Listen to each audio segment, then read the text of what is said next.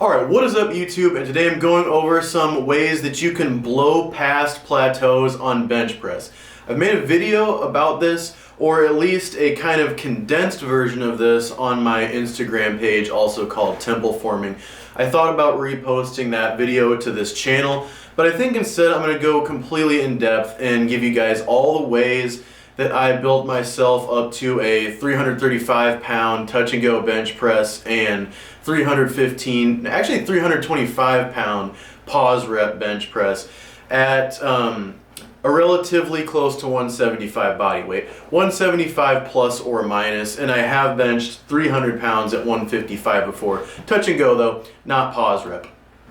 So before we get into the more conventional approaches to blowing past bench press plateaus, because we know that as far as all of the compound lifts go, flat bench is probably the hardest one to progress in for its given difficulty level. So what I mean by that is we all know we can pretty much never incline bench or shoulder press as much as we can flat bench press. But we can still have good weights and progress on those two movements, incline bench and shoulder press, as well as squat and deadlift, more in proportion relative, to how difficult those movements are than flat bench. Like for your flat bench strength, it's harder to go up in weight than it is on shoulder press and incline bench. At least for myself and many people I talk to feel that way, that it's the easiest to get stuck on whatever weight you're doing on bench press.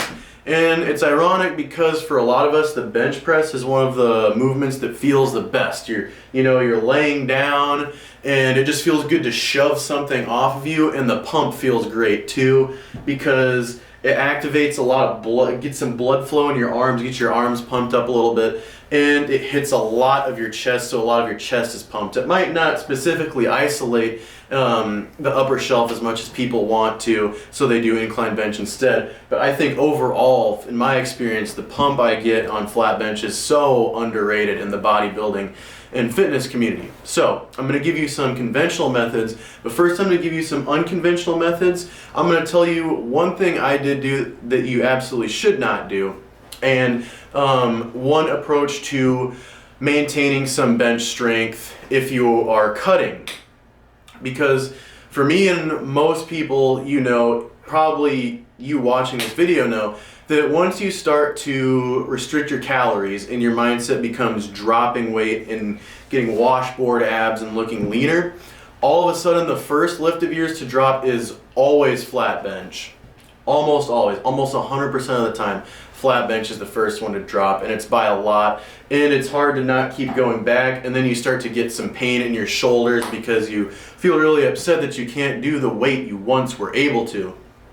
So, first I'm going to say that while I was cutting, the best thing I could do for my bench is to prioritize it at the beginning of the week, right after my rest day.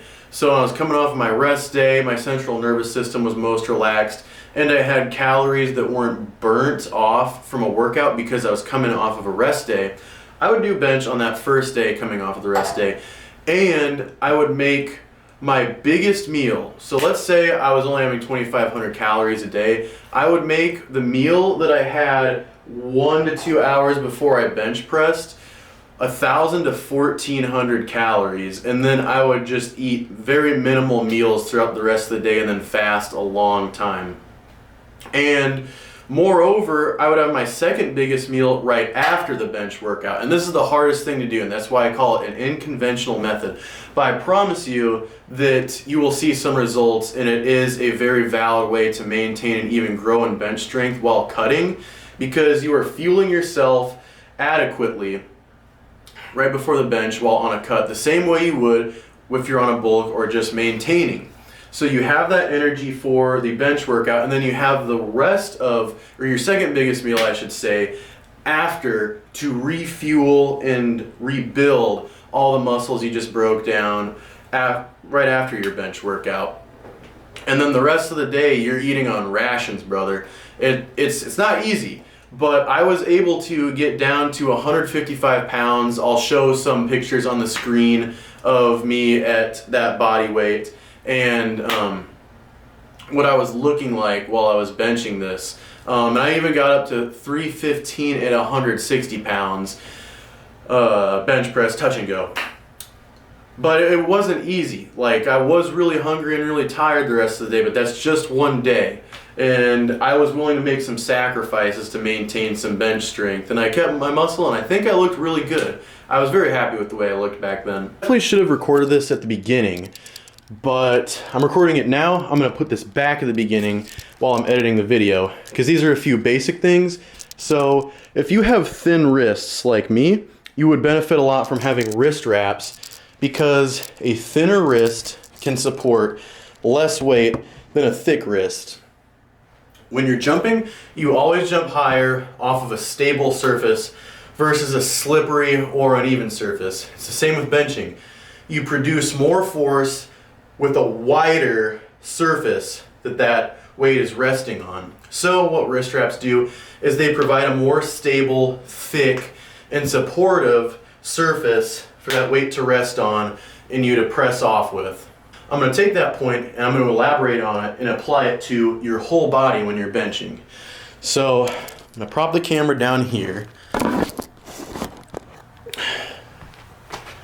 You'll be able to produce a lot more force, creating a higher demand for muscle growth by being more secure on bench. So instead of just, kind of relaxed and your feet are kind of wherever, you want to lock in. You want to be in a position where if an earthquake started, you wouldn't, slide off of the bench. So that means getting your feet back as much as you can, and this is good for leg drive too.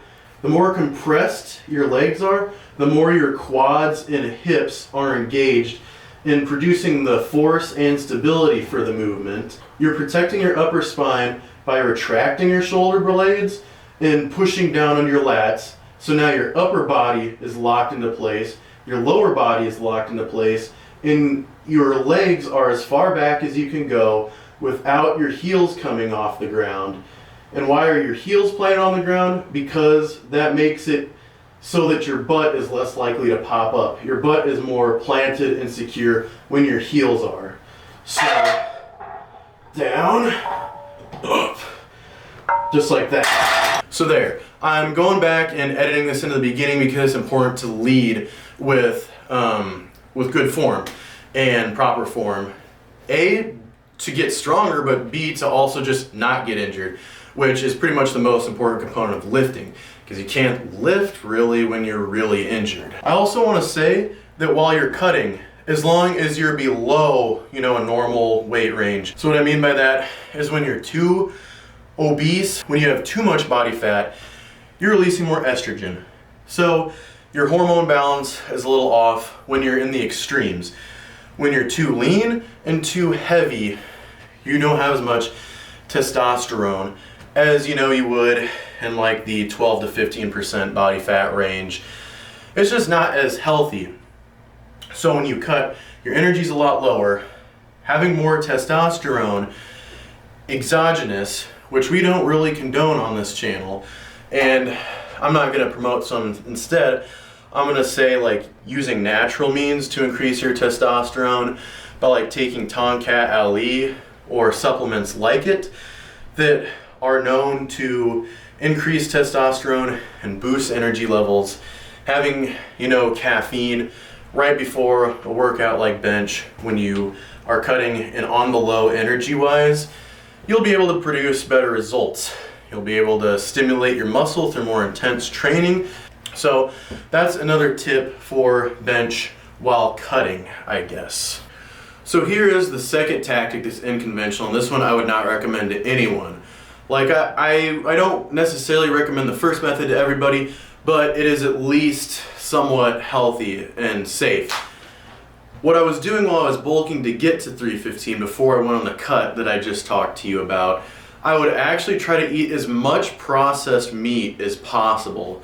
So I'd try to get the gas station breakfast sandwiches and the gas station burgers and chicken strips, because I was hoping to get some residual growth hormone to boost my test and boost the gains to help me get to 315. Because 315 was a big struggle for me. I went on multiple powerlifting programs like the Smolov program to try to elevate my bench to 315.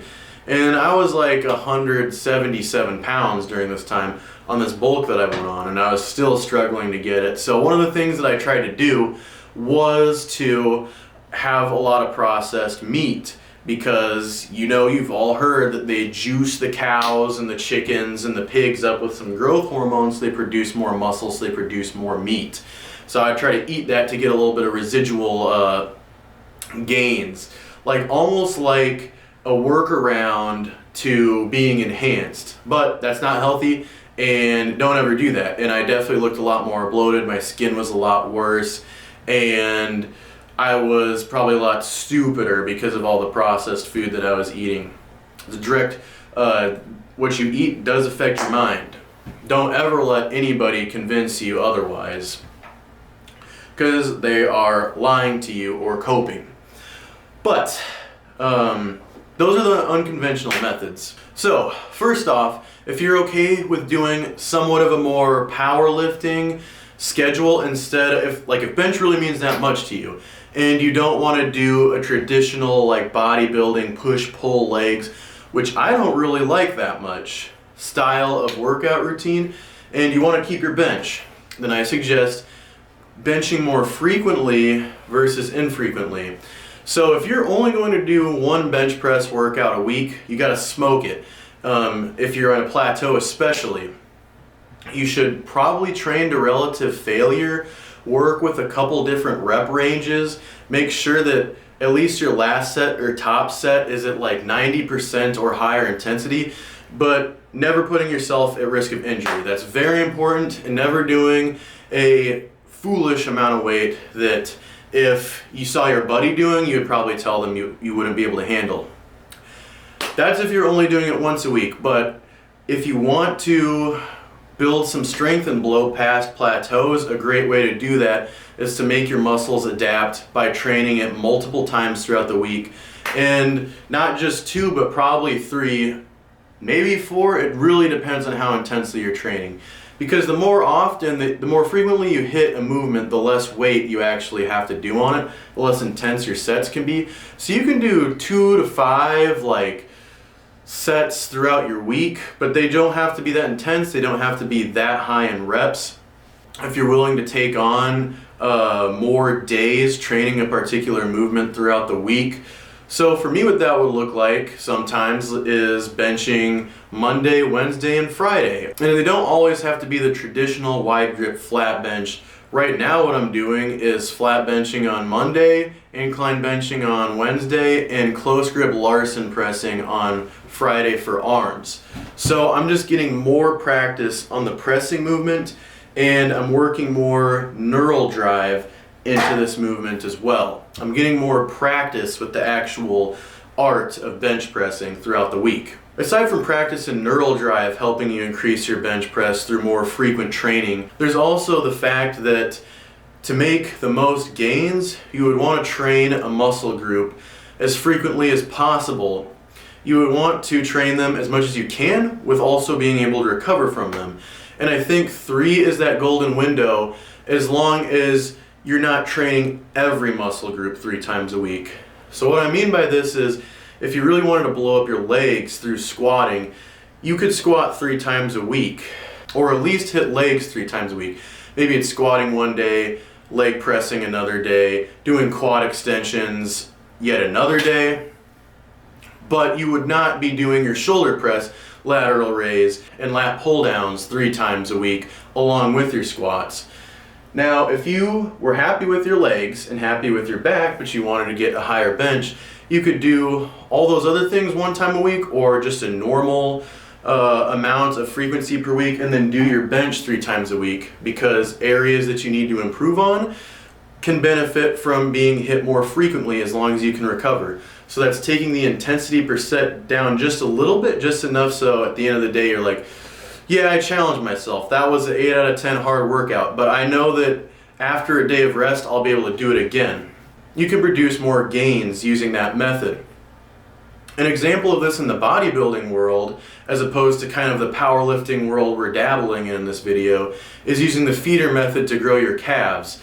Calves are a small muscle group and they don't require as much time to recover. So a lot of bodybuilders will hit calves every single day or even multiple times a day to make the most gains and hypertrophy them as much as possible, creating a demand for more muscle by training them a lot, and also feeding blood, as the name would suggest, into the calf a lot so that it's more frequently pumped and looks bigger therefore. So it's basically like using the feeder method for strength gains. Okay, so far we've talked about weaponizing nutrient intake and increasing the training frequency throughout the week. Now we're going to talk about manipulating your rep range to enhance your weaknesses and overcome them on the bench press. What I mean by that is a lot of people will have all the chest muscle to produce force in the bench press, but they're just not good at producing the force. So what does that mean? We're going to come back to the neural drive component. And let's say you've built up a big strong chest through using very hypertrophic rep ranges and rep schemes, but you can't channel that into as heavy weight of a bench as you should be able to. You know, you get a lot of guys who look like they can bench a lot, but they can't bench that much. They can really only do an impressive amount of weight, like 225 for like maybe 12 or something, but then they can't bench 315, and they're like, what the heck? So people like this would benefit a lot from doing sub-maximal single repetitions. Take this for instance. We have 305 on the bar. My max on bench right now for pause rep is probably like 325. So we are going to do this 305 pound pause rep just to get my brain better at recruiting muscles for a singular rep.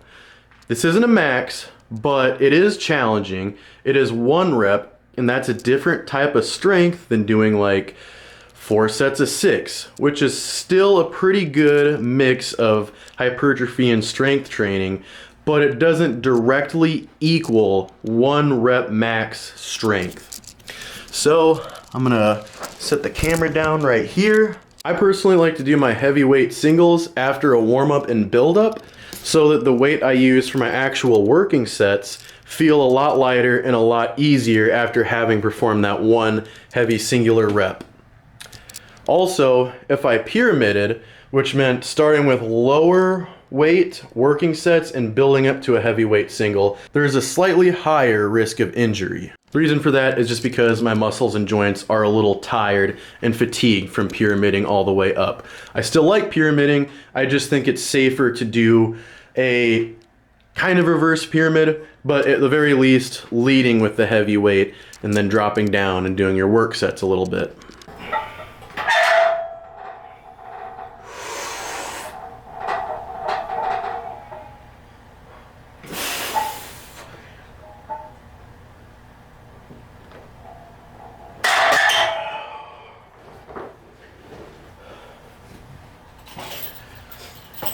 So, right there, that may have looked hard, and it's because it was, but it was not a maximal rep.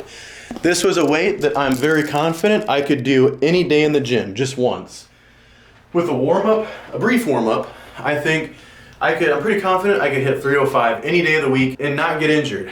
So, that is the weight I choose for this exercise. I am applying the strength I build through my working sets to a singular heavy repetition. And notice how I really focused on my breathing. This wasn't a maximal rep, so it was a really good time to practice the form. Inhale, pause, and try to do that as perfectly as possible. So that's kind of heavy lifting practice right there. Now let's take the inverse of that. Maybe I am really good at that one rep. I can focus for just one rep, and I'm pretty good at that. But I've risen to a point I can't climb any higher than. So what I need now is I need more muscle to produce more force, to produce more weight. So what we do now is we have some muscle building that also works on strength, but more importantly is going to build us more hypertrophic muscular gains. So what does that look like? That looks like a couple sets of 5, 6, sometimes even 4 reps. You can definitely build muscle in only 4 reps, especially if you have enough sets of 4 reps, or you can do fewer sets to failure. Both are ways you can make muscle gains that are easily applied to strength. So what that looks like is picking a weight that is like 75 to 90% of your 1 rep max and working on that through rep schemes like 3 or 4 sets of 4, maybe 5 sets of 5, or 3 to 4 sets of 6. This is the working set weight that I use right now. I'm doing 3 sets of 4 of 275, and I'm pause repping for a couple, which brings me to my next pointer to help with blowing through bench press plateaus, and that is to work in some pause reps. So what pause reps do is they cancel the momentum that comes with bouncing the weight off your chest. If you have some arch in your back, you get a little bit of compression that you can spring the weight off of by doing touch and go. So what this does is it cancels the momentum, resetting the weight on your chest, and then recruits all of the muscles needed and strengthened in this movement to apply all of the force they got into moving that bar up. In my experience, I find that my muscles are a lot less sore after pause repping, and there's a lot less pinchiness, a lot less worry of injury from how I'm feeling in my muscles when I do pause reps, but my joints hurt a little more, like my shoulders and elbows hurt a little bit more from the pause repping, resetting style. So what I do is I do some sets of pause reps and some sets of touch and go. And if you are going to do touch and go, just remember to be nice and slow and controlled on the eccentric. Not too slow and controlled. I'm not saying you have to time yourself, because honestly, I don't think you should time yourself too much, because if this is all about blowing through plateaus, you don't want to be making yourself too much weaker by doing a weight you can control for an 8-second eccentric, but you just want to respect the transition phase where your muscles go from eccentric to concentric. You don't want it to be just like that, because that's really hard to snap between on your joints and your muscles. So if you're going to do touch and go, just respect the transition from eccentric to concentric. Little slow, little controlled, just love the bar, bring it in, and then whoosh, explosive on the way up.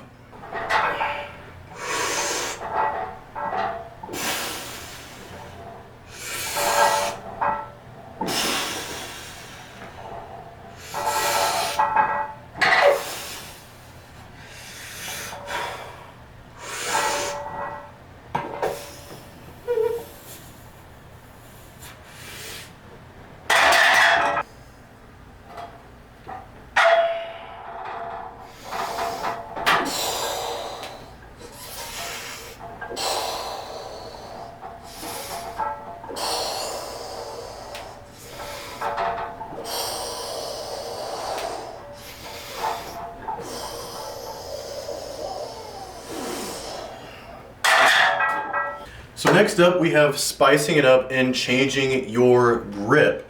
So let's say your triceps are a weak point in your movement. One of the workouts of the week, probably a later workout, so not your first, hardest, most heavy weight and intense workout. Just go from like here, your normal grip on bench, to a more narrow one and work your triceps so that you can be more powerful through the lockout part of the movement. And treat it like you would a working set. Nice and slow on the eccentric, breath at the top, pause, press, breathe out on the way up, and do the same thing, 4 to 6 reps, however many sets you need. And what this is doing is it is strengthening your triceps, but in a way that you can apply it to that bench press. The same thing can be said with barbell skull crushers. So the skull crusher, to anybody who's unfamiliar, I'm not going to do this weight for the skull crusher, but you grip about right here, you have it above your head or like above your chest like you would a bench press, and then you bend your elbows, bring the bar down. I would go really lightweight because it's really easy to get pinchy pain in your elbows from doing this, and then just lock straight up.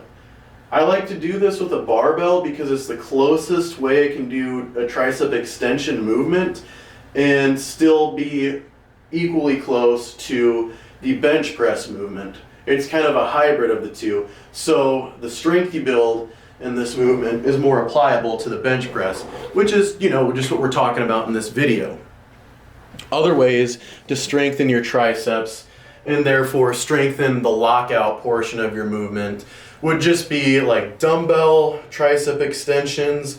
I don't like to use too many machines for this because machines kind of have a locked in place range of motion, but when you use free weights, you have to apply the balance the same way you would for like a bench press. The same way that leg extensions are awesome, but you need some control, some tactical control of your hips on the way down from the squat. You're not just squatting like this, like just extending your legs the whole time. There's a lot more that goes into it. So I like free weight isolating movements just because they're a little closer to the actual movement I'm trying to get stronger on. So the last pointer I want to give you is one that there's not a whole lot of science on why exactly this chest, shoulder, and tricep movement carries over to bench press strength more than all of the others, more than like, I don't know, dumbbell bench or hammer strength or pec deck, but that is the weighted dip. I've heard it thrown around that your 1 rep max is however much you can weighted dip plus your body weight for 6 reps. I don't know if that's true, but I do know that when I started doing 1 heavy set and 1 lighter set of weighted dips at the end of my workout, it did raise my bench press 5 or 10 pounds on each side of the bar. So try it out. It enforces, full range of motion in your arms, engages the chest, shoulders, triceps, and it's pretty low investment because you just need like a place where you can do dips. You can set up, bricks or books or something and then throw on a backpack and do them. So it's not like you need to have a gym membership necessarily to do dips, and you could probably find a dip bar on Craigslist or something and then add all the weight through like a backpack or a vest or something, or lock the weight between your feet or legs. But there are a lot of people who have anecdotal knowledge of doing weighted dips from the dip bar, increasing their 1 rep max and overall bench press strength. And, I agree. It helped me out. I don't spam them like I would bench press because weighted dips, especially when I go all the way down, really kind of tweak my shoulder joint a lot more. So I'm just careful of that. Sometimes I don't go all the way down. Sometimes I do, just for fewer sets. But yeah. Thank you guys so much for watching. I hope you guys enjoyed this video. I hope it helped out, and good luck blowing past your bench press plateaus. I love you guys. God bless y'all. Peace out, and I'll see y'all next time.